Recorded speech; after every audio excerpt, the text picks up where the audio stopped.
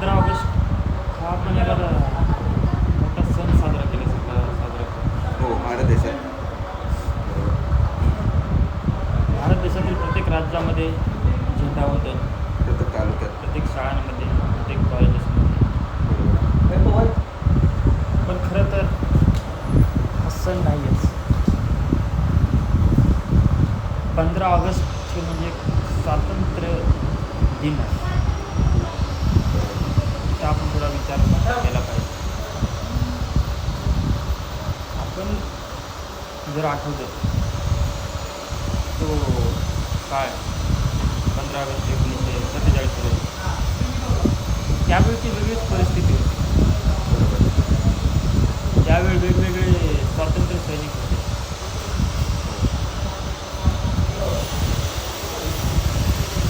जेव्हा आपल्या तसं तर आपण अभिमानानं सांगू शकतो की आपल्या भारत देशावर बरेचसे आक्रमण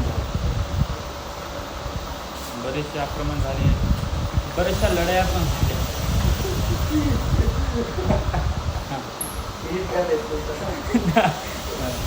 बरं ठीक आहे, होतं ते.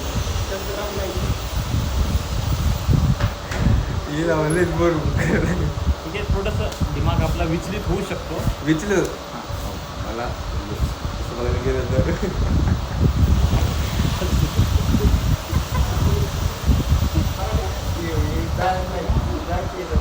म्हणजे तसं बघायला गेलं तर आपली स्टेज डेअरिंग नाही आहे. पण अशा अमोलदादासारखी माणसं येऊन तर आपल्याकडे बघितलं तर म्हणजे एक प्रकारचं नाही का. नाही, आपण आपला चेहरा विचारात ठेवायचा. त्यामुळं समोर एखादा नाचून जरी गेला तरी आपल्याला फरक नाही नाही, बरोबर बरोबर. हां नाही, बरोबर आहे सर. आपण आपला मुद्दा कंटिन्यू करू. हो.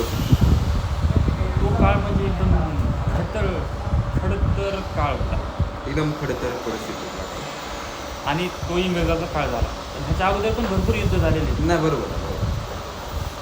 पानिपत असेल, बाजीरावांचा काळ असेल, हां, शिवाजी महाराजांचा काळ असेल, त्याच्या अगोदर आपले जे पृथ्वीराज चव्हाण पण होते, सम्राट अशोकांचा काळ सम्राट असेल. असेल. म्हणजे भारत देशात 1200च्या काळामध्ये पृथ्वीराज चव्हाण होते. हां, बहुतेक म्हणजे असं मी ऐकून आहे. हां. मे बी चुकू शकतं. कमेंटमध्ये तुम्ही सांगू शकता, आमचं नॉलेज वाढतं. पण माझ्या वैचारिकतेनुसार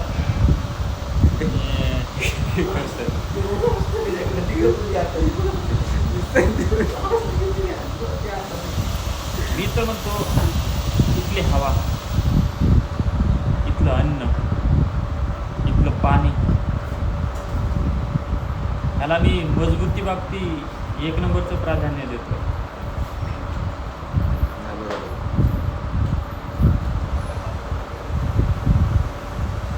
आणि खरंच एवढं सगळं होऊन पण आपला भारत देश अजून ताठमानेने राज्य उभाच आहे. ठीक आहे, आता इंटरनल गोष्टीमध्ये आपल्याला नाही जायचं हां.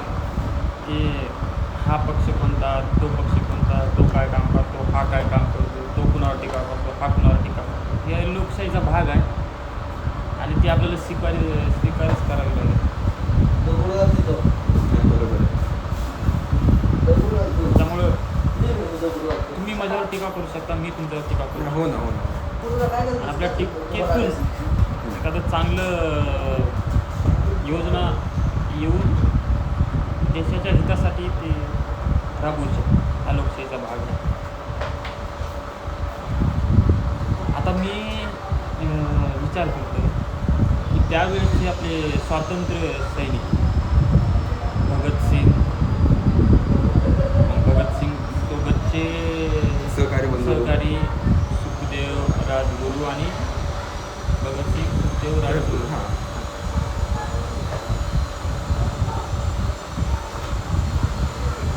परत आपले स्वातंत्र्यवीर सावरकर, हो.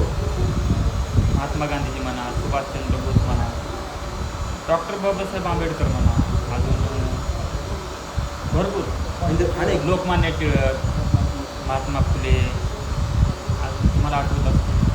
म्हणजे अनेक स्वातंत्र्यवीर आपल्या भारत देशात होते. हो, स्वातंत्र्य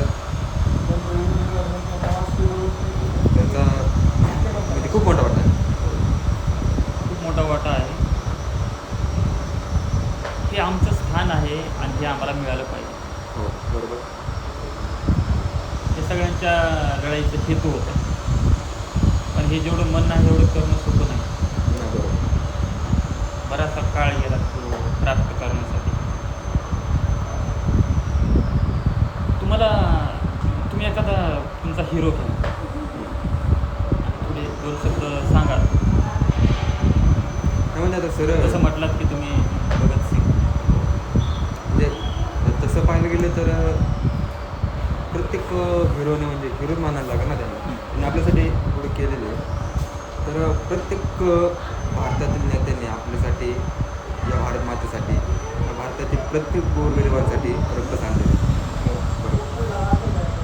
तर तसं पाहायला गेलं तर भगतसिंग असतील, सुखदेव असतील, राजगुरू असतील, म्हणजे बऱ्याच म्हणजे सगळ्याच नेत्यांनी आपल्यासाठी काही ना काही केलेले, काही ना काही त्यांचं आपल्याकडे मोलाचं योगदान आहे.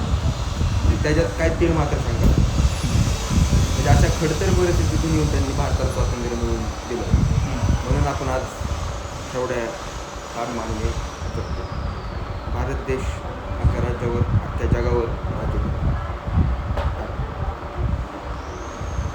राज्यकर्ते म्हणण्यापेक्षा हां, मग ते- भारत देशात एवढी ताकद आहे की सगळ्या राज्यांना घेऊन एक हां. चांगलं विश्व निर्माण करू विश्व शकतो. बरोबर. म्हणजे आपल्या APJ अब्दुल कलाम साहेबांचं स्वप्न होतं की भारत महासत्ताक झाला पाहिजे, 2020पर्यंत महासत्ताक झालं पाहिजे, हे त्यांचं एक ड्रीम होतं. पण त्या दिशेने आपला भारत देश आता वाटचाल करेल. तुम्ही बघितलं तर आपल्या भारत देशाचे पंतप्रधान नरेंद्र मोदीजी साहेब. ठीक आहे, हा नाही तुम्ही हसाल पण तुम्हाला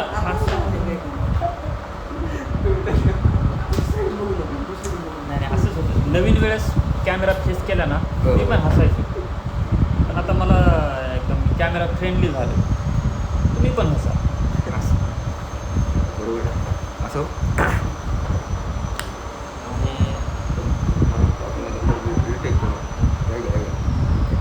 नाही नाही नाही अजून कंटिन्यू असू दे.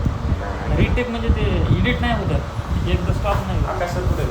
आपण यात स्टॉप करून परत पाहिल्यापासून बोलू. काय होते की समाजात वेगळा संदेश जाते.